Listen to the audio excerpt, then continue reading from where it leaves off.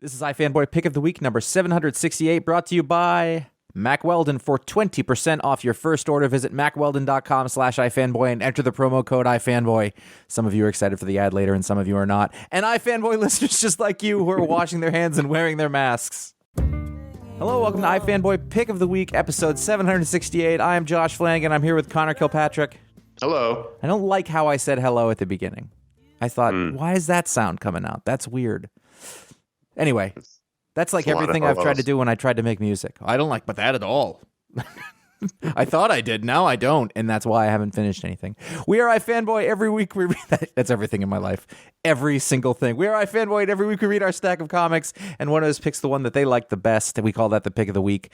We talk about the book. We talk about other comic books that came out this week. There's a patron pick where you pick the comic book that is picked. It's a lot of words. And we answer listener mail if we have time, because that's fun too. It's a good time. Here's your spoiler warning. There's spoilers. If you haven't read your books, not our problem. Connor, you had the pick. I did. And while we were on break for the holidays, which actually wasn't that long ago, like it feels like it was 6 months ago we were on break, but it was not that long ago. Second Coming came back. Second Coming was the miniseries from Mark Russell and Richard Pace and Leonard Kirk that was originally supposed to be at Vertigo. And then they should call the second volume Seconds Coming. I think that would be cooler. Attorneys General Seconds Coming. It got moved to Ahoy Comics when Vertigo canceled it, and then we talked about it a lot. The first volume of 6 issues, and this is the second miniseries called Second Coming, Only Begotten Son number 2. This is issue number 2. I read 1 and 2 this week because I didn't notice it came out because we were on break. Me too. And the first issue was basically retelling of Superman's origin, because the story of this comic is that God has sent Jesus back to Earth, and he has teamed up with basically Superman. And the first issue was a retelling of Sunspot's origin, Superman's origin. I really enjoyed that issue. Yeah, it was a really good issue. It was like, I don't know, felt like reading one of the Flintstones books in the past. And so, very funny. Anyway. Which will lead into this one, which was, I think, the issue I've been waiting for since this series was announced, or the original miniseries was announced. Because Mark Russell, and you can tell me the details because you did interview him. Yeah. He has a theology background, correct? I don't remember what the basis of his background is, but I know that the first 2 things that he did for Top Shelf, oddly enough, were these basically translations and retellings of the Bible, where he went through and wrote a lot of it back in more plain English to sort of tell the story. So he's very familiar with the Bible. I don't remember why or where it started, because that was about 4 or 5 years ago that I had the conversation. But yes, he knows the texts really well, and so he can speak to this with some authority. And there's been his whole thing is social satire, and that's been a strain through all of his books. And he's certainly tackled organized religion in other books like the Flintstones. But when you're doing a book and one of the main characters is Jesus Christ, you expect there's going to be some trenchant insight into religion, and it's a fraught subject. I'm not. It's hard to discuss this without, I'm sure, annoying someone or making someone angry. This is more about organized religion than it is about religion, because Jesus in this book, and he comes down in this issue, he decides he needs to get out there, and he needs to find his followers and really sort of see what they're thinking and feeling. Because in the first miniseries, there's a lot about his bewilderment, and then the devil got involved. And so one of his disciples, Larry, shows up, and they're going to go to Bible Safari, fun, family, and faith. It's basically a Bible themed theme park. Which exists. And not specifically this one, but these things exist. This Christian industry kind of thing. And this thing is run by a company called Christway, who is very. It's not dissimilar to the Gemstones show on HBO. What was the Fabulous Gemstones? The Righteous Gemstones. The Righteous Gemstones. This is a similar sort of situation. A mega church-esque corporation making a lot of money off of organized religion and not paying any taxes. And so I was about 5 pages into this, and I went, "Oh, here we go! This is it. This is what I've been waiting for." And you have 2 stories here. One is Jesus's trip to the theme park, and then the other is this man who his wife has left him, and he called Christway's helpline for help, because that's what the church is supposed to do. and they're happy to help him for $89.99 for their deluxe prayer package. And so this guy's plight is sort of happening in the background, and of course, it comes together at the end.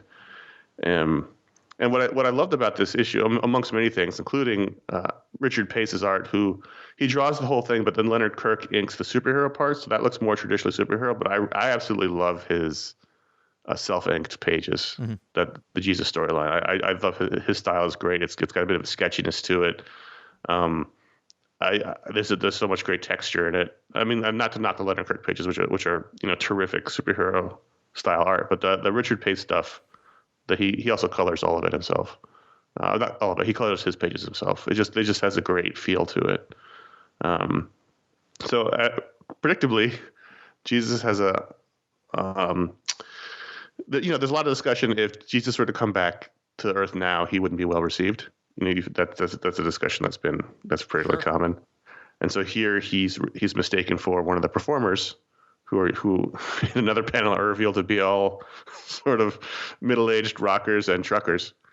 And he's pulled on stage to do, one of the shows, and he starts, talking about himself. He's so excited to meet his followers. He doesn't know that he's supposed to be an actor. And he also doesn't know that, Christianity has changed a lot from what he created. And so he's telling them his thoughts on the world, and they don't like to hear that. They don't want to hear that they've got to change, that they've got to be better. And so he's really run out of the camp by a bunch of the security guards who are all dressed as Romans. And he has PTSD. And at one point he runs across the pool. It was funny and also very, a lot of great observations about how religion has changed and morphed over the time. And at one point he says, I see, you aren't my followers. You're the followers of those who've come after me. And that was an interesting observation. And of course it leads to him finding this dude who can't get any help and lost his wife, his wife left him, who's going to commit suicide. And of course he helps him because, ultimately that's what Jesus is supposed to be doing. And I thought it was, I loved the ending. I thought it was very sweet, but the whole middle part at the camp was, I thought, funny and, smart and incredibly well drawn. And this is exactly what I've been waiting for this whole, because I think I went back and looked. I thought maybe this had been picked with the week before. It never had been. Mm-hmm. And I think our conversation was always that it was good, but it was like missing something. Mm-hmm. And I think the first two issues of this one has been what I think it was missing. I was going to say edge, but that's not it. I mean, it kind of is. It's the bite, really, of the thing is to. I'm not going to be too concerned about it. The idea that there's this disconnect between what it is that Christianity is supposed to be and what it is now, and how people suit it to their own needs. And there's a lot of comment to be made about that as we look around in our world now. And if you have the ability to sort of parse, intention versus, how things actually work out. People don't want to be called to. They don't want to be called to account for the things that you're supposed to believe in. This thing, you're not doing it. And he tells them that, and that pisses them off because, you build up this thing. It's really interesting. I mean, I think it's such a basic notion, and it feels like I feel like I've read a lot of Jesus comics. Mm-hmm. I can think off the top of my head. I know Miller did one years ago. There was Battle Pope. By Robert Kirkman very early on. Can you imagine doing that now? And Jesus was a character in that. He was like a hippie surfer guy, preacher. But I think, obviously, Garth Ennis has touched on it a lot, even if it's not directly Jesus. But there's a lot of that in Preacher, which is my favorite comic. So, it's an area that I find super interesting, and I think that, Mark Russell's like the perfect guy for the thing, at the time. And like, he's got the background to be able to speak intelligently about it. He's really funny. I mean, like it's really funny. It really felt like some of the best of the Mark Russell comics.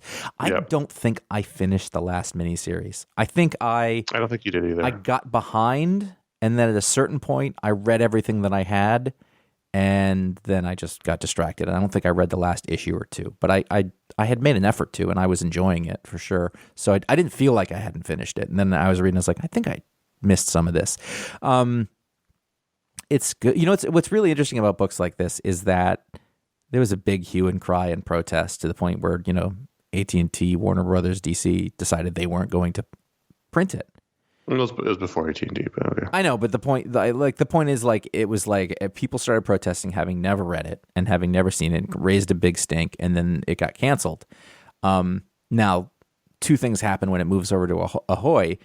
Either nobody notices or nobody cares, or everybody realizes actually it's not blasphemous in any way. You know what I mean? And I think that's really interesting.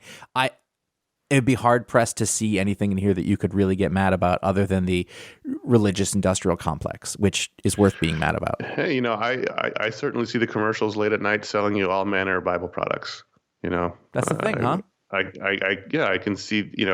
There's the whole little device that you press the button and it just reads you random passages from the Bible. Like, there's a whole lot of people making a whole lot of money off the Bible, and that's the real target here. Yeah, and also humanity being awful. I mean, the people yelling "jump, jump, jump" to the guy, the suicidal guy is maybe 1 degree over the top, but not that many degrees over the top. Maybe one, maybe half. Not a big one.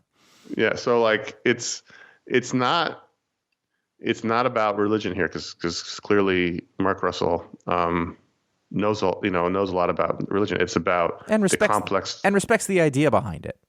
Yeah, I think it's about the business that's arisen around the religion, and it's about the hypocrisy. Humanity, the hypocrisy of people, and humanity itself being fairly awful. So it's fairly hopeful. I mean, the ending is terrific because it gets back to I've come to Earth to help people. I'm going to help this guy. And if this isn't a Garth Ennis, look at religion. This is a very different take on religion, and it just gets back to it's getting back to the core of what Christianity was supposed to be, and not selling you a $90 prayer blanket for you to rub while your neighborhood's burning from a wildfire, hoping you don't get it. That was very funny. It was and awful because it's what's happening. But there's a lot of it's the joke. Like, I sent you a boat and I sent you a helicopter. What else did you want? Right. I sold you a blanket. I mean, like at the end of the day, honestly, I don't think that you need the superhero character. This book would be fine without it, other than it gives him a perch to be known on because everybody knows the superhero. And I love that the superhero, by the way, isn't like entirely suburban and boring. Like, it's kind of it's like the opposite of it. Anyway, but the point is, the protagonist of this is Jesus Christ, and he's a wonderful dude. And I think that that's always sort of been the case. Like, regardless of how you feel about organized religion or whatever, I bet if you met Jesus, you'd be like, this is an all right guy. Right. He's a pretty good dude. He is about, love and helping and forgiveness and all of those things that you're supposed to be. And that's, I don't know how you possibly get mad at this version of him, other than he kind of doesn't know what's going on. So he's not a take charge John Wayne type of Jesus. That's the only thing I could think of that people might get. You know what I mean? Like, people have this idea about how things are supposed to be. Right. You know what that reminds me of? This is I was looking up reviews of The Right Stuff. I don't know. I was looking at the TV show and I wanted to see what people thought of it. And everybody was really mad that they were being portrayed in that new miniseries from Disney, that they were being portrayed as humans, and it was talking about some of their faults and their egos and their, which is real stuff. Like Alan Shepard was a complicated dude. So, and people were mad. Like, most of the comments were like, these are American heroes and this is disrespectful. And in that sense, I feel like maybe they wouldn't like the way that Jesus is portrayed in this because of that. But that's kind of wrong, I guess. I don't know. The book is this particular volume. The first 2 issues have been really terrific. So if you're someone who read the first volume, didn't read the second, or didn't, and also honestly, you can even come on to this without having read the first volume. I was going to say, you totally could. It gives you the information in a little recap page. All you need to know is that Jesus is back on Earth. That's really the extent of it. These first 2 issues I thought were the best 2 issues of Second Coming. Nice. But a close second was Shadow Doctor #1 from Aftershock. #1, written by Peter Calloway, drawn by Georges Gentil. It was colors by Juan Choi and Charles Pritchett on letters. My old pal, Charles Pritchett. That's what I thought. I thought didn't he do some of your stuff? Yeah, I've done projects with him. He's a friend of mine. So this is a true crime story, and I was so excited to see. I mean, it's not a crime story, but it involves It involves the mob. It's a story about the writer Peter Calloway's grandfather, who in the 1930s graduated from medical school but couldn't get a job anywhere because he's black, and gets involved with the mafia, who he used to help with bootlegging. He was one of their drivers. And so the issue, the only reason why this isn't the pick, because I thought it was terrific, I thought, the art was great, was that it felt very introductory. There wasn't a whole lot of meat on the bones. What was here was really good, but it felt like if there had been a little bit more, this could have easily been a pick of the week. It opens up in the 19-teens during Prohibition, when the main character, like I said, is a driver for the Italian mob, and there's a shootout with the Irish mob, and it looks like his guy in the truck is Al Capone before he's the boss. And then we leave that part of his world, jump to the 30s, and the whole conceit is he's telling his son on his deathbed this story about his life, because he's never told anybody this before. And he's in the 30s. He's graduated from medical school. He just can't get a job anywhere. And then he can't get a loan from the bank to start his own practice. And so out of desperation, because it's still the Depression and everyone's starving, he goes to the hotel that Capone lives in, and he goes to see his old buddy. And that's sort of the extent of the entire issue. So there's not a ton here, but I was so happy to see this kind of story being told in comics, because they're so few and far between now. Yeah, like a bit of a biography and true history and a family connection. And I'm annoyed that I hadn't grabbed this or known what it was. I knew that it was a contender for Patron Pick. I just bought it. I will have it ready. That sounds like everything that I want to read. And there's interesting, there's what's interesting. There's a really great album in the back that's like family photos. It's a very mixed race family. So the main character, I think, is half Cherokee, half black. There's a part at the beginning where he's talking about how he was abducted by his mom's tribe and taken to the reservation as a kid when that was still going on, because he was, it was still the late 1800s when he was a baby. And then looks like he married a white woman, and his grandson is very light skinned. So it's a very interesting, constellation of people in this family, and the idea of him not being able to get ahead in the world because of his skin tone, which is not gone away in society, but it's very starkly laid out here, is very powerful storytelling in the beginning when he's trying to go from bank to bank and hospital to hospital to get a job, and they're all telling him it's not personal. And it's like, how could it be any less personal? It's about my skin color. It's very well written. Peter Calloway, the writer, is a TV writer. I recognize that name. And George Jonti is a veteran. We've been talking about him for years. He's shown the Buffy books and other stuff. It's a really well made package. And Peter Calloway is he's done shows you've heard of. I've lost his biography. It's okay, but. I was very happy to see this kind of story. It really well told. It just felt very much like, we often talk about the first issue of an Image comic being cold open. Yeah. This is sort of that. It's one of those that needed to double. Yeah, I mean, there's nothing bad about it. It ends on a not so much a cliffhanger, but what happens next kind of situation, and it's nice. It just felt very like, okay, that was really good. I'm really excited for more of this, and I'm hoping there's a lot more of it. Very cool. Obviously, the story can't go on forever, but it's. If you're the kind of person who's been looking for this kind of story, historical, crime, race, mafia, it's got a lot of things going on here. It's not the mafia yet. Well, the syndicate. Okay. The outfit. Lucky Luciano has not set the rules. Well, it takes place in the 30s. Yeah, which was when, anyway. Yeah. That they set the base that was built upon. Anyway, that sounds awesome. Over in Thor, I find it very interesting that I couldn't be bothered to really read the King in Black main series or Venom. I tried many times actually during the thing. I was like, well, let me try this again. But over in Thor, is the Donny Cates is doing a thing that I really do like.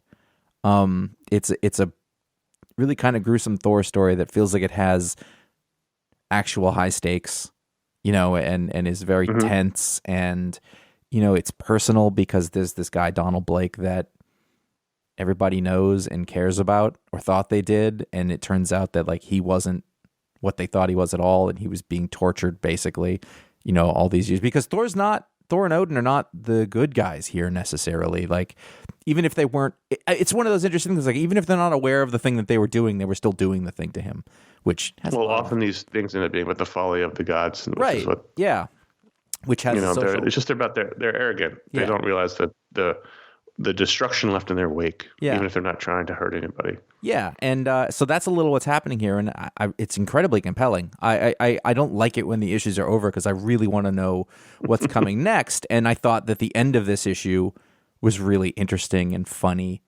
And I think that one of the things that Donny Cates does so well is that he can take... He's working well within the scope of a Thor book. His Thor speak is spot on. His sense of melodrama is right there. But so at the end, here's the spoiler part. We warned people about this. At the end, Jane Foster is like, well, enough of this shit. And she goes to find Odin, who we've thought is dead for a long time. And he's in some space bar. And like, that's the part that...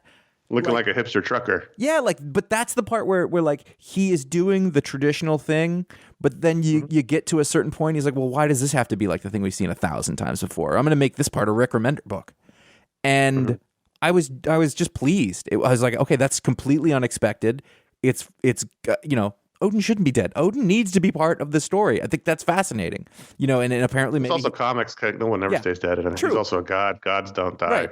And it's, it's adding one more personal element to this whole thing, is this guy who he is aware of what he's doing. Thor doesn't know. Thor just knows that his dad set up a bunch of shit, and, he's like, I don't know, my life's pretty great. And, until he gets put in charge. But like, Odin knows. Odin's responsible for everything. Odin's really been one of those great characters because he makes all the choices, and you don't know if it's malice or hubris or... if he is callous, or he's just constantly having to weigh the greater good versus, the ants underneath his feet. It's really interesting.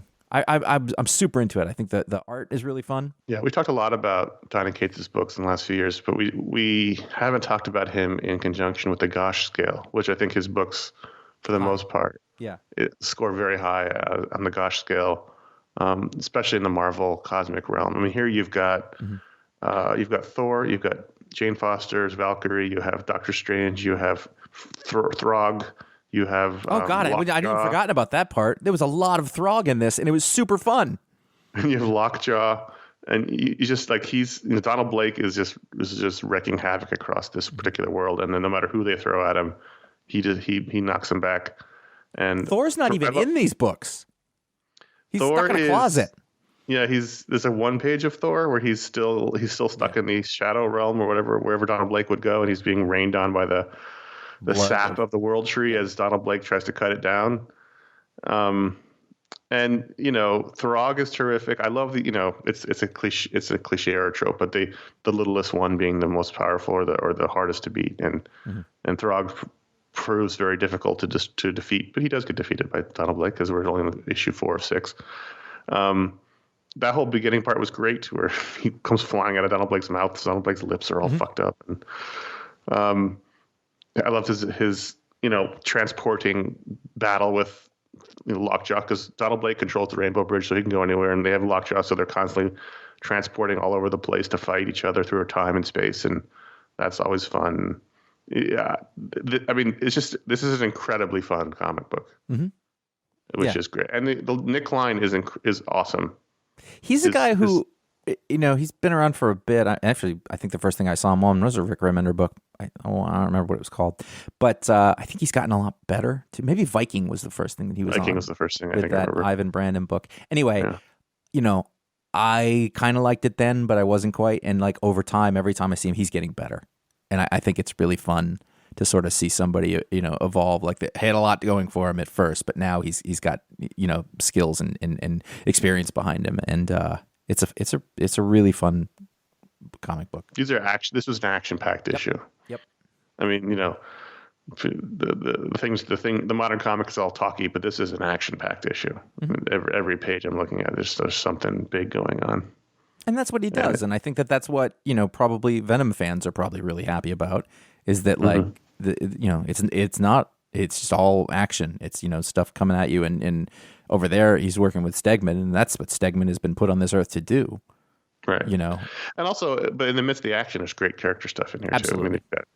I mean, between Throg and Jane Foster and Donald Blake, there's a lot of, great character stuff happening. Also, he referred to the Pet Avengers, our friend Chris Eliopoulos' creation, as making sure that it stays within the continuity, which I thought was nice. Yeah. So I was, this book's always super fun, but this was a particularly good issue of Thor. I have some mixed feelings on Black Widow number 5. And I have an admission. I forgot to read this one. I did not quit it. I just realized like it was in the middle of the stack and I just missed it. So go on. Don't worry about me. This is the final issue of what I thought was a miniseries, but in fact is just the first arc of an ongoing. Mm-hmm. And the movie still isn't out, so they have to. Well, that's the thing. Is this? They're only issue 5. Clearly meant to be tied into the movie because it features several characters we've seen in the trailers. I would have been fine if this was a miniseries. So here's why. So this, as we've known from this, I was going to say mini, but this story, Black Widow was sort of abducted by her enemies and set up in this fantasy life. I'm sorry. She was set up in this fantasy life and her enemies found out about it and are trying to destroy it. I don't remember why she ended up in the fantasy life. It's not important. She had a husband and she had a kid. I think they were grown in a lab or something, weren't they? Like, they're not. Because she wasn't gone long enough to have a baby. She's biologically, it's her kid. They're clones. Yeah. Yeah. It's like a clone. I don't remember, but something like that. Yeah. Because the kid had to be grown because he's like 2 years old. She hasn't been gone that long. So this story has been about Clint and Hawkeye Winter Soldier trying to find her because she's been missing and then save her from these villains because she doesn't know who she is. She's only been slowly revealing who she is or understanding who she is. And it ends here with, spoiler warning, the last issue that her house got blown up with her husband and kid inside, and it ends here with her having to deal with their death. And going back into hardcore widow mode in order to do that, and then fucking up all of her enemies. And this is a terrific issue. Her team just taking everybody out, and it's funny because you have a really sort of badass Clint Barton in this issue, who is slightly emotionally detached like the movie version, but is not the fuck up like he's been portrayed normally. Like he is destroying people because he's so mad about what they did to her. But then the reveal is that the husband and the kid aren't dead. They've been put into basically superhero witness protection, and she doesn't know where they are. She doesn't want to know where they are. And my problem is now you've permanently changed with Black Widow. She knows she's got a husband and a kid out there somewhere. Mm-hmm.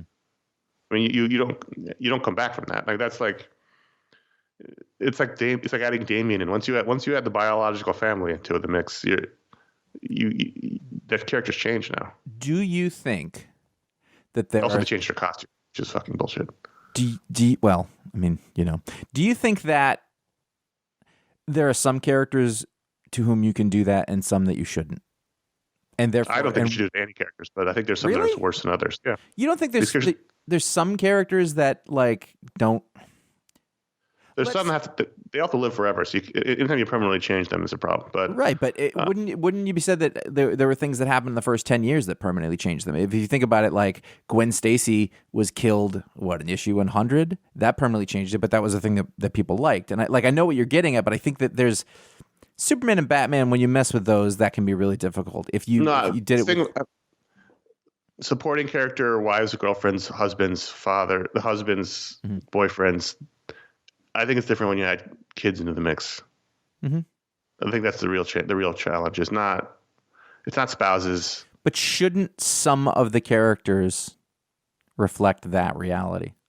No, because they have to live for 100 years. But that's a whole other discussion. But my point is, you don't get over the death of a child. Yeah, all of them. They have to live forever. No, I know. But what I'm saying, like, she was Black Widow. important character, but a supporting character up to the point that the movies came out, and then she becomes a top tier sort of thing. I don't agree with that. She's been around since the 60s. She's been around forever. Avengers since the 60s. But there's 500 other characters just like that. Yeah, but I don't agree. She's a supporting character. Okay. She was a second tier character. I think she's well. So was Iron Man until the movie came out. Exactly. And he got a baby in the movie. But I wouldn't call him a supporting character. Fair enough.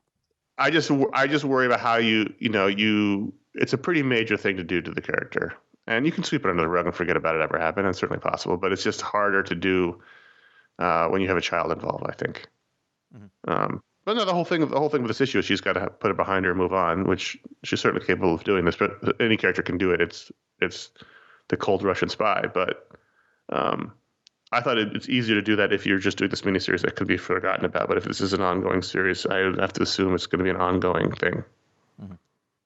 But I don't know. Well, it doesn't matter. That's outside the book, which I thought was terrific. It was a really great issue. Yeah, I think. I mean, this book. When I talked to Kelly for that show a year ago, the movie was supposed to come out. This is going to be a tie-in. This was a really big deal, and now it's a year later. We're only issue 5 has just come out, and everything's in disarray. So I'm guessing some of that is a lot of it's based on that, probably like. Everything sort of got juggled, and now things don't fit the way they're supposed to. And comics companies aren't terribly great at making fits the way they were supposed to, right? In general, they added, much like this glowy spider, they've added a glowing line that runs up the entire side of both of her new suit, and it's not really a good idea for a spy. But I wonder if all those glowing bits have to do with the fact that when you shoot live action on these costumes and those details get lost, and so they have to, you know what I mean, because movies are so dark now that just to sort of delineate stuff, they literally delineate them. They put that glowy thing on there, and it bled its way into the comics like the leather jackets in 2000. I don't know. It's just she's got a hood and glowing lines in it. It's just like this hoods, a lot of hoods. I usually like hoods, but they are getting a bit overdone. Yeah. So Taskmaster had a good hood. Now this was a fun issue. I like the conceit. There's a whole really terrific bit at the end between her and Clinton and her and James, talking about the sort of emotional fallout of this and how it's affected both of her relationships. Because she used to date Clint and she used to date James, and now she sort of had a husband that happened, a strange clone husband situation, and so that they're all sort of traumatized. It was a very, very good 5-issue story. She's really good with the characterization on that. No, and I don't think we were just talking about sort of larger issues and which is an interesting conversation. It's a very, very good comic. Yes. Mack Weldon is our sponsor for this week. We are always glad to have Mack Weldon back because it is a product that we enjoy, that we like, that we support. And we know that right now, for much of the United States, it's hard to think about spring, but it is coming, apparently. After taking a brief hiatus from outdoor activities and work routines, it is almost time to get back into the grind with new spring essentials from Mack Weldon. And it will come upon you very soon, especially if you are a skier. You'll find your days are numbered. So pretty soon it will be warmer and you're going to need to do that stuff. And boy, you've never needed to work out like you have after pandemic winter. Oh, never has that happened. With body mapping technology, because you want to be comfortable, and fabric mesh zones, Mack Weldon's stealth boxer briefs deliver enhanced breathability and support. They're perfect for everyday wear or to be layered beneath workout gear. And there's sweatpants you can wear outside without feeling like you're wearing sweatpants, like the Ace line of sweatpants, which Connor and I are big boosters of. It's quality fit. What do you do? I've always been an active gent. Even though I'm in the sliver of the country that's not covered in snow right now, as we record this, as 70% of the country is currently covered in snow, it's still cold out, which means I'm still not going out and doing the things that I normally do, plus the fact that there's a pandemic on. But I would normally be going out and walking more and doing things that I did in the springtime. So once it starts warming up a little bit, because it's still chilly here. It's LA chilly. LA chilly is chillier than you expect. Yeah, you can get back outside for long walks, perhaps some beach yoga. It depends on what's going on. And the thing is, what you find is that when you're active every day, you need a lot of outdoor Ooh. active wear, and that's where these products, stealth boxers, come in, things like that. Well, Now you're very much a winter sport man. I am, but you know what? I have several pairs of the active wear type of boxer But briefs. you like a spring hike through the woods. I do, and what you want to do then is a layering thing. And I find that these products work very well underneath those layers. There's a long discussion about whether you're supposed to wear underwear under your sort of mid base layer thing. You probably should, and this is really good for that, is what I found. I did some of these skiing the other day underneath a merino base layer, and that worked very well. Well, you got nice breathability, and the thing with all the products they're great. It's that, but the most important thing is you want to get that moisture away from your skin. Like that's the key thing, and they do that really well. While the stealth bit, they don't bunch up under there or anything. I remember when I was in high school, I used to wear boxer shorts under everything, and it was the stupidest thing. I just think about that now. It's like everything used to bunch up, and it was awful. The question is, though, when you put on the stealth boxer, do you disappear like a super spy? I mean, it's possible that my midsection does entirely. The fact is, no one sees it, so it's like a tree falling in the forest kind of situation. Right. That'd be awesome. Yeah, it would be like stealth bomber technology. You just can't be seen. So Mack Weldon is your one-stop shop for socks, shirts, hoodies, underwear, polo, active shirts. Mack Weldon promises comfort and a consistent fit. They look great. They feel great from working out, going to work or a date, or being in your house all the time, depending on what your everyday life is. That is what Mack Weldon is for. There's a large range of technology, customized fabrics. They can keep up with you no matter what your day looks like. And they didn't write this here, but I will tell you, the stuff holds up. I've had some of these things for years, and it still fits. It didn't stretch out. Really quality stuff for sure. There's also Weldon Blue, the totally free loyalty program. Level 1 gets you free shipping for life. That's all you got to do. Once you reach level 2 by spending $200, then you get 20% off every other order for the next year. It is a good time to stock up for this stuff. And when it gets warm again, you want to be outside. You'd really like to be comfortable. And that is what Mack Weldon wants. They want you to be comfortable. If you do not like your first pair of underwear, you keep them and they will still refund you. No questions asked for 20% off your first order. And I can't imagine anyone listening here is at their first order. But if this is the time. Oh, I'm sure there's many people out there. Get on it. That was like a little joke. That's like saying that we had convinced everyone, and they're all like, "Oh yeah, Josh, I can't make my first order again." Visit MackWeldon.com/iFanboy and enter the promo code iFanboy, and that is MackWeldon.com/iFanboy, promo code iFanboy, 20% off your first order. They are reinventing men's basics, and we thank them for sponsoring the show and for making a cool thing that makes life a little better. Are you still on Stillwater? I am. Issue 6, Chip Zdarsky, Ramon Perez, Mike Spicer, Russ Wooten.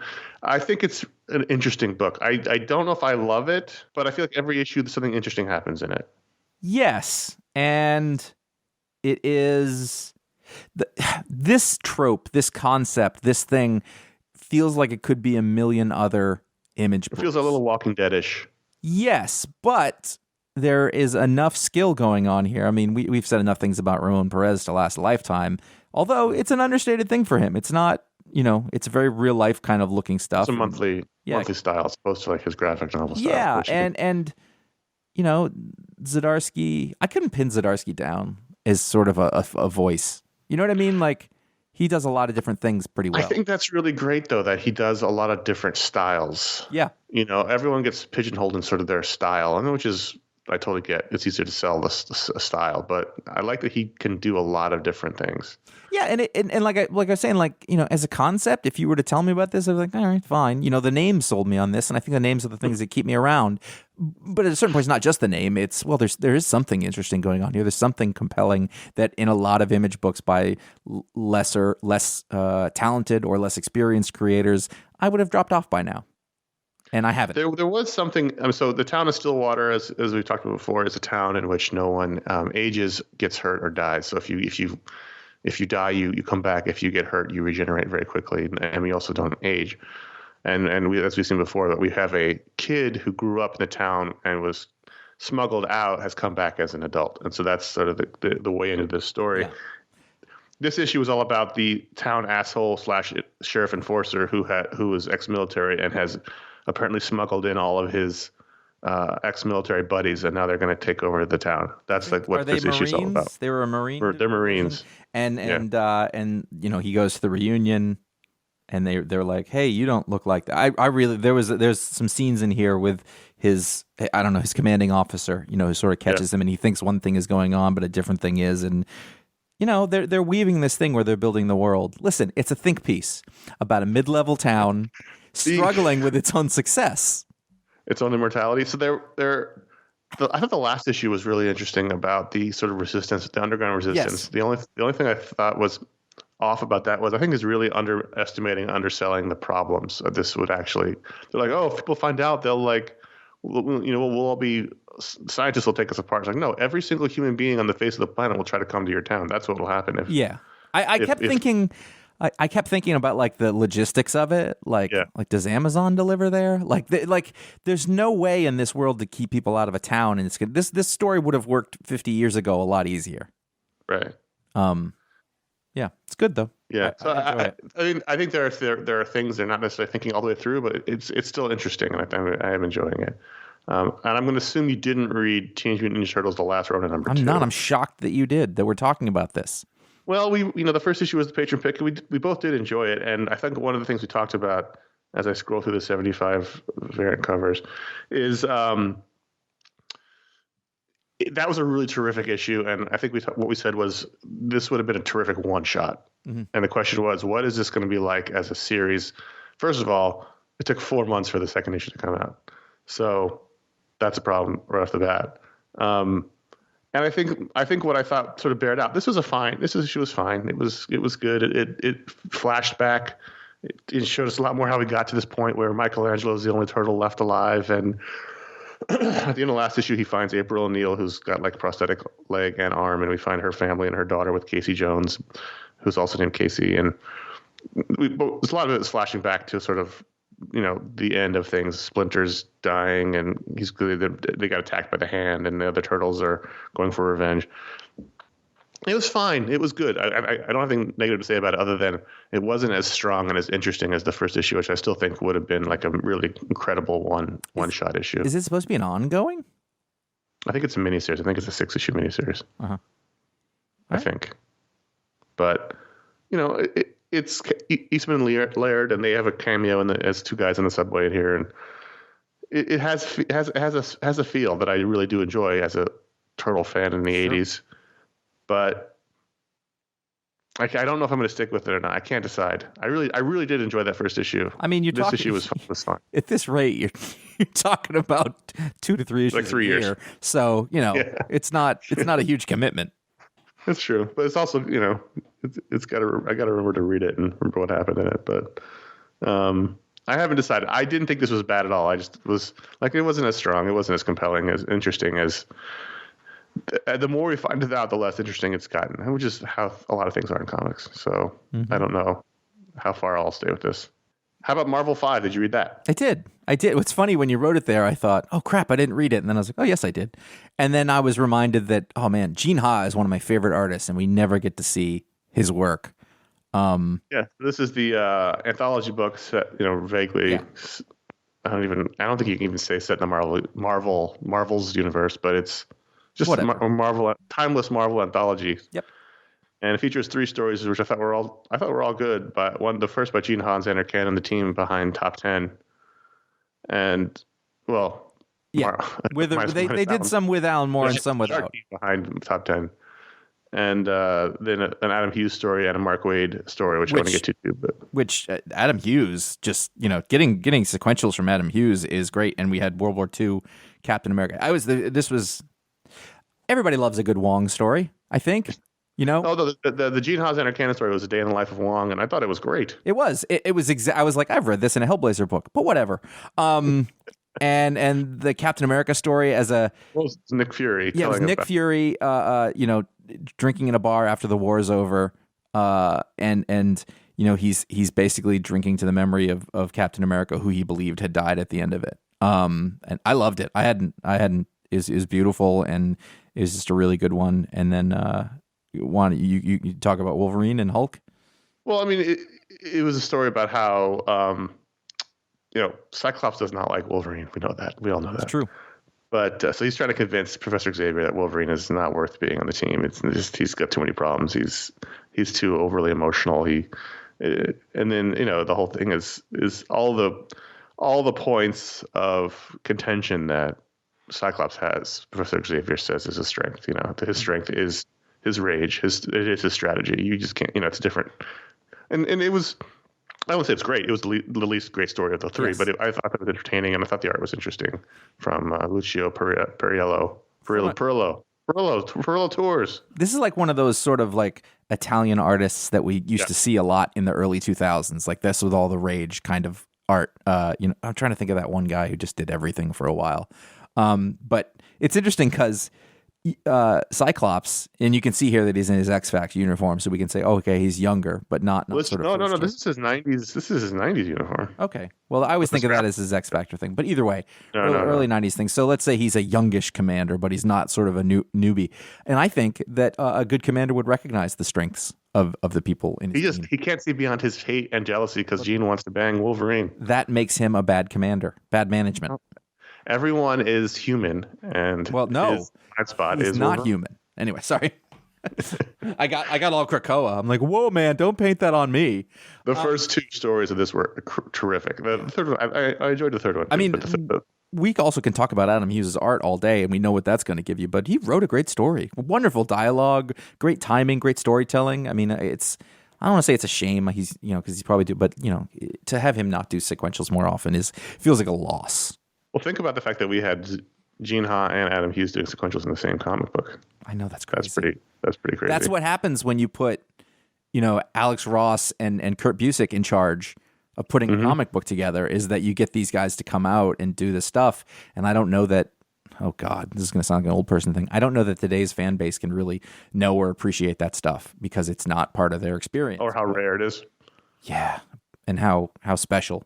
Yeah, totally. I wanted to talk briefly about Family Tree. I'm hanging on by my fingernails with this book. I really like this book. I have no idea what it is, but I like when it comes out, I think, am I going to read this? And I read it, and I'm compelled because I don't fully understand it. And that's why I'm hanging on by my fingernails. No, and I get it, but there's something compelling about the world that's going into and why basically there's this family and their daughter has turned into the tree that has basically ended the world and killed all of humanity. But they're rooting for the tree because it's their daughter. And it's just such a weird concept that is in the middle of this sort of straightforward kind of apocalypse kind of book. And I think the combination of, we're going to talk about Jeff Lemire again in a minute, but it's very weird what he turned into, what I'm realizing recently. And sort of this come out of him. And then I think just Phil Hester is a great artist. I love him as an artist. That's really why I'm still reading. And also, I looked at this issue and thought, well, do I want to read this? And I thought, well, it's only 12 issues, so I've come this far. I might as well finish it.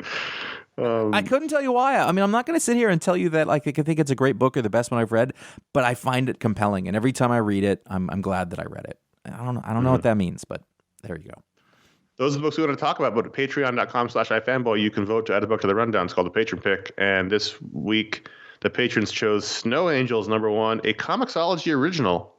It's our first for the show, a Comixology original comic, written by Jeff Lemire with art by Jock and letters by Steve Wands. Jock, one of our favorite artists, who you don't see much because he does a lot of Hollywood work. Yeah, film concept work.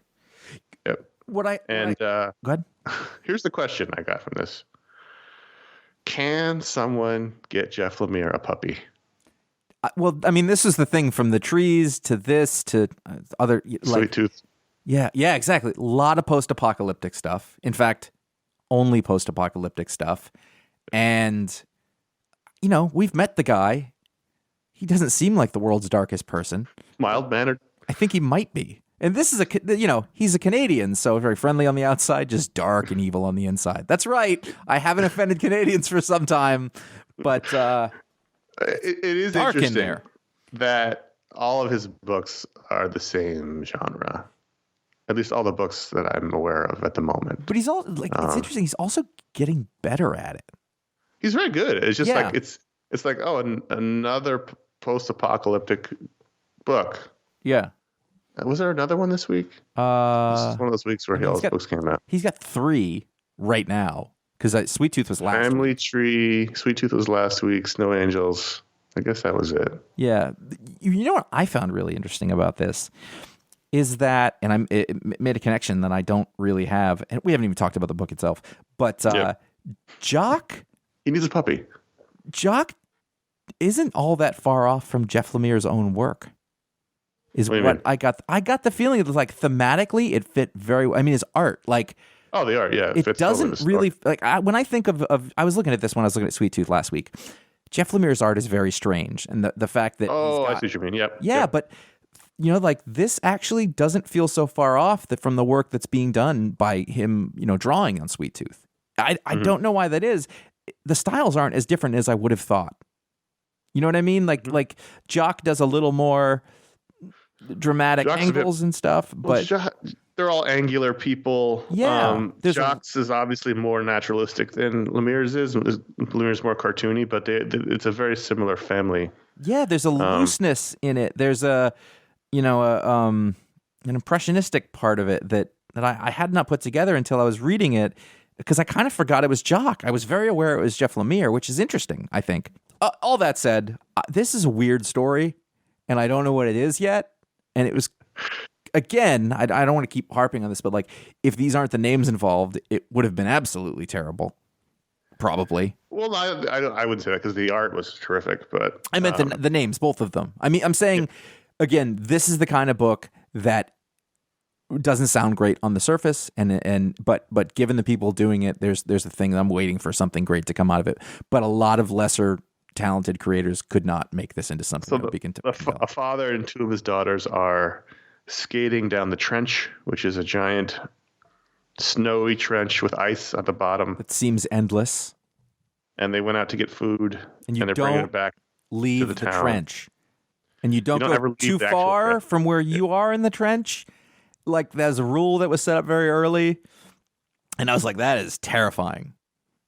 It's really a great setup, and it is very oppressive. You know, they're all the constant. This whole story takes place inside this walled, snowy trench, so it's very claustrophobic. And everyone skates everywhere, which is like, you know, like one of the early things is like Jeff Lemire did a bunch of books about hockey, and he's Canadian, so he was into it. But like, really, your main thing here is skating, and I thought it was really funny, and it was unique. I was like, I've never seen a book where everybody has to skate everywhere, and the sort of sound effect of the skates is like a dramatic element. It's like a thing. It's part of the characteristic of it, and like the bad guys on skates too.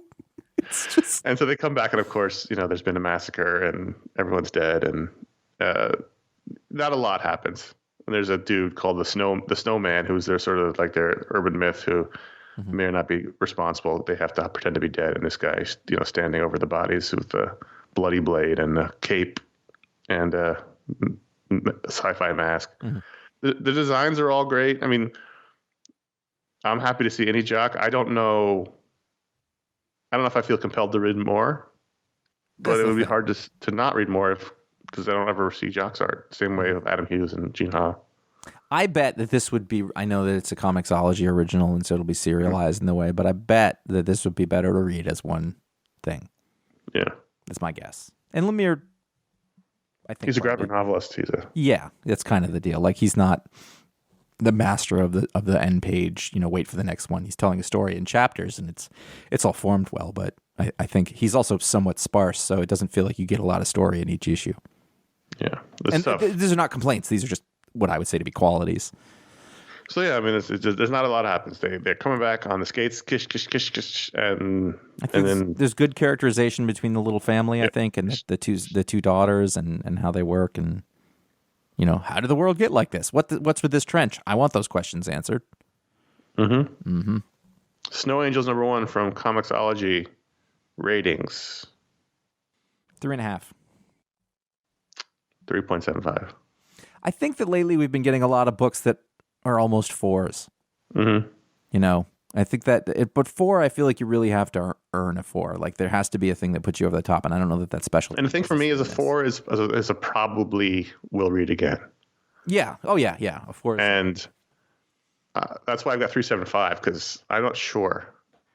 Yeah. I'm not sure if I'll read it the next issue or not, or if I'll wait.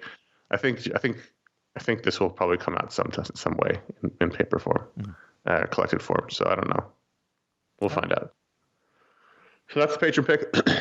Patreon.com/iFanboy is where you can go to vote. But if you give it the $5 or higher level, you get your superpower live on the show. Like these two fine folks. Cary Pierce can do one gigantic Hulk-like leap per day. One Hulk leap per day. Yeah. A mile? I don't know. How far can the Hulk leap? I feel like he can go pretty far. Like he could do like 100 or 200 miles or something like that. 200-mile leap. But you could see what the problem is if you only get to do that once a day.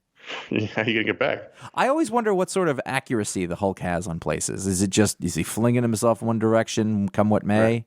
Right. Or can it be like, going to Dallas? But good question. I mean, you think by now the Hulk's done it a lot. He's got some sort of control over his leaps, but maybe he just sort of flings himself in the general direction, and he's got to go back. He's got to backtrack sometimes. He's gotten better at it, like an artillery brigade. Like Hulk's too far. Yeah, but he's got another one in him. And like you've got the idea that, okay, I can only do it once. I like doing it. It's real fun to leap a couple 100 miles. But do I want to waste it today? And how am I going to get back? Well, yeah, that's true. I mean, you can't, besides you don't want to jump to Dallas right now. It's, maybe he can help. How do you try? As long as he's got winter gear. It's okay. I don't know. There's a lot of problems involved with it. I don't know if it's a good thing. Perhaps I should have thought it out more. But the fact is, I'm but a cipher. This is a power that he has. I mean, it popped into my head. You're but the messenger. I don't know that I created it. It's what happened. There's a fatality to these patron powers. Stewart Wattson is a human solar power battery. So Stewart absorbs the sun, and then he sort of can charge and emanate electricity around him to the various things you need powered. Like a low grade but very utilitarian and useful Superman. Yeah, he absorbs the sun, and charge your phone, charge your laptop. Like a wireless charging situation, or does he have a USB port? It's a contact thing. He can touch the thing, and then it's powered. It's like it's plugged in. It's like he could walk up and put his hand on your TV, and it would have power. Mm-hmm, mm-hmm. He's a human solar panel charger. What's the wireless charging platform? It's a Chinese word. Okay, it doesn't matter. So I have one in my truck. It's on the it's in the little you just put it's a little pad that you put your car on or your phone on. I see. Which is a great thing. Who knew that existed? Does it work? Yeah. Well, I don't use it. I use the plug because it's faster, but it's still, I can tell anybody else, hey, put your phone down there. I was very excited when I got it because I was like, oh, cool. Maybe I'll have to get a thing. And then it turned out that was just a default function of the iPhone I had. And I was thrilled because that's new technology. Patreon.com/iFanboy. That's where you can go. You can vote for the patron pick. You can get your own superpower live in the show like Cary and Stewart. Thanks for both being patrons. And also, over there, that's how you can unlock great content. If you want to support the show, if you want to keep the show going, it's the primary way that people help.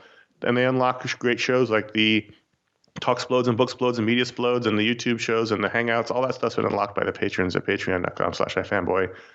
And we thank everybody who does that. We like doing all those shows, and we like putting the content out. I hate that word. I'm trying not to use it anymore. I agree. We like putting the shows out. We like we like doing these things. We like having the conversations. We like interacting with all of you. We really enjoy all that comes out of the patron groups. And so it's a really great community to be a part of, even for just $1. You can do that. And we have stretch goals. The next stretch goal is yet another show about the G.I. Joe cartoon from the 80s. And after that is the quarterly barbecue video show, which we'll come back to do with a doctor's note from our various doctors saying, yes, you're allowed to eat barbecue once a quarter. We'll have to show that. Carol's demanding it for our files. It's key charging, QI. That's the wireless charging standard. I'm sure there's hundreds of people like, come on, and they're mad. So I wanted to make sure. There's also the Patron Facebook group and the Patron Discord server, both fun communities. They have a feel from the old iFanboy days when we had our Revision 3 forums and the website. That they're really fun communities that often there's lots of good friendships going on there. So there's lots of fun reasons to be part of the Patron groups. or patreon.com/iFanboy, and we hope you consider joining and helping the show out.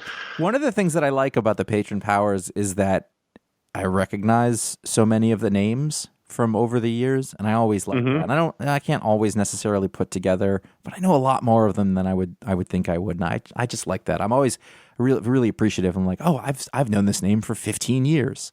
You know, yeah, I knew great. Stewart Wattson's name. It's amazing. Yep, I love that.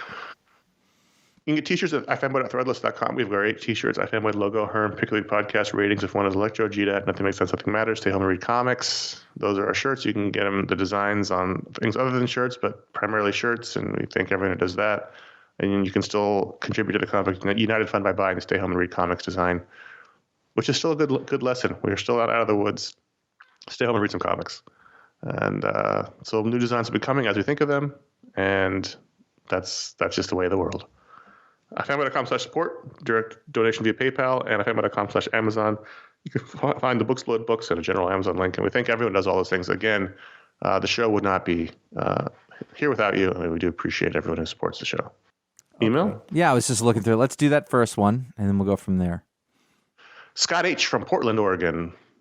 When you're talking about a book, is it easier to discuss when you know you need to come up with a rating? Is it easier if you don't? Does it depend? What do you think? I think that people take the ratings very seriously. I think more seriously than we do. Well, I was going to say, I'm guessing that you're with me, is that the rating is almost always an afterthought. The rating's a gimmick. Yes, and it's because people want to do a thing on it, and kind of it's a bit more than anything else. We started the bit in 2011 for the New 52 launch as a tribute to Mike and Tom Eat Snacks, who would rate their snacks at the end of every episode. Ratings. And was ratings. So we just decided as big fans of the show, we would do a tribute and rate the New 52 books. People liked it, and we kept the gimmick going slightly just for the patron picks and, special edition shows. But really, I remember one guy got mad that he wrote in and got mad because we would do 3.675. And it's they're afterthoughts. They're just sort of jokey, gimmicky bits we do. I mean, the fact is that they don't. I mean, I'm not lying about the ratings. No, absolutely. We take that the book, but it's just not really the point. Well, I mean, the thing that when we talk about the books, I guess this is called a review show, and we've called it that. To me, it is a discussion show, and the thing that interests me the most when we're talking about a book is why we did or didn't enjoy something, or why something that was it's really about you and I, and other people have been on here trying to understand what works and what doesn't work about comics, and trying to find those little magical bits that put something over the edge, or that make you go, oh, right, that's why I love these things. That's what the conversation is, and that a billion things can factor into that in your experience, and it's always subjective or whatever. But I think other than you going into a specific one going, this book was great, or that book wasn't great, then the conversation, the interesting part, the review is, why is that? What happened here? How much of my personal opinion has anything to do with that? How much of a thing, something new, something unique that is put in there, or something that, is classic? That's what's interesting. And the rating, it's kind of fun to do, but it doesn't matter. Yeah, I mean, and we used to do ratings more on the website. We, every book could be rated, and that was fun. But at the end of the day, it's not that big of a deal. No. Do you want to do the next one? Sure. Greg M. from the Pine Barrens, in New Jersey. That Russian's still out there. I just reread last year's Superman's Pal Jimmy Olsen by Fraction Lieber, and was delighted to find it was even better the second time around. What comics have you reread recently that you loved more the second or third time? If you can avoid classics like Watchmen and New Frontier that we all know get better every time. I mean, that really is those are the. What's that? I just got bad news for Greg.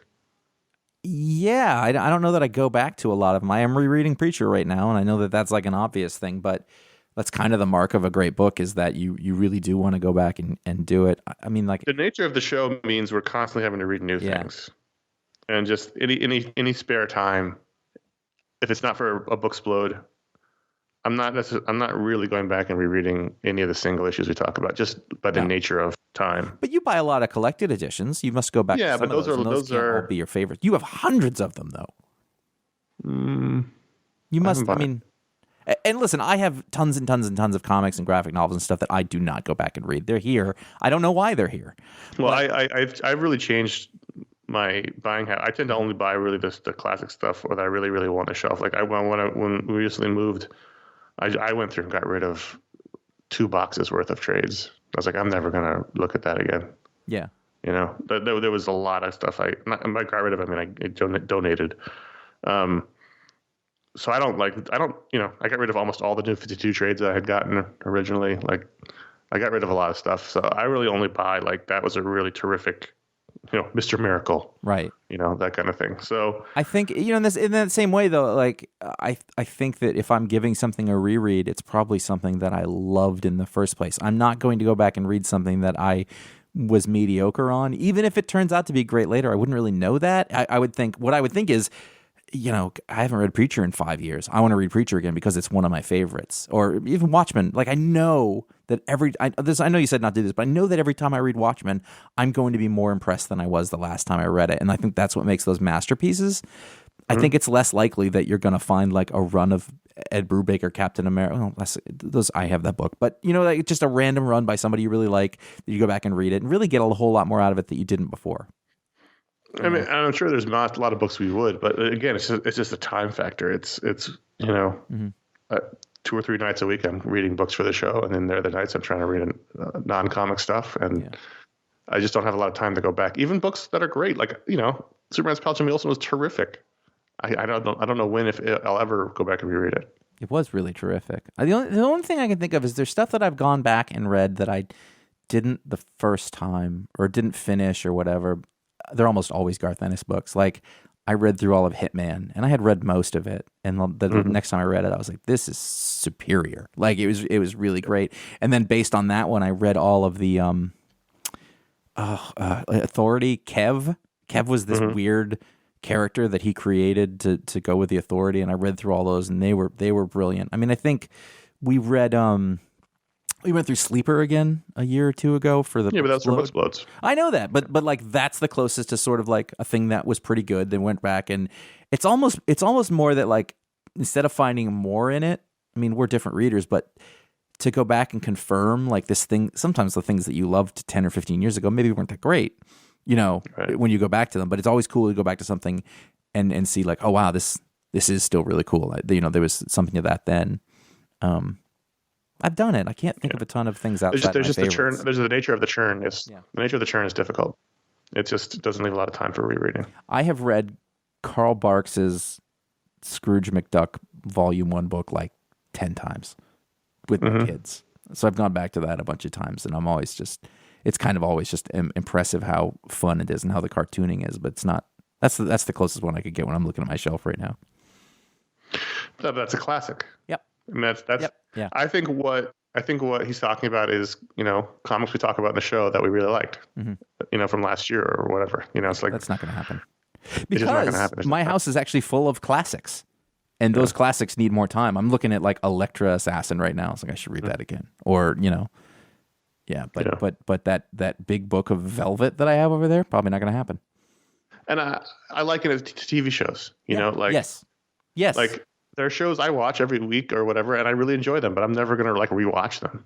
But it doesn't mean I didn't really enjoy them and found value in them. Do you rewatch? Do you tend to be a rewatcher of series that you love, though? In the old days, before there was a fire hose of new stuff, right? And what happens with me is that I get overwhelmed by the new stuff, and I'm and I'll go back and I will watch one of the 5 to 10 series that I loved. I just watched *Halt and Catch Fire* again. I've watched *West Wing*. 6, 8. Well, I mean, I just, we talk about this in a media slow, but I just, rewatch Psych. I've watched that show. That's just there, but it's not some random show I like. I'm not going to go back and rewatch Castle. it again.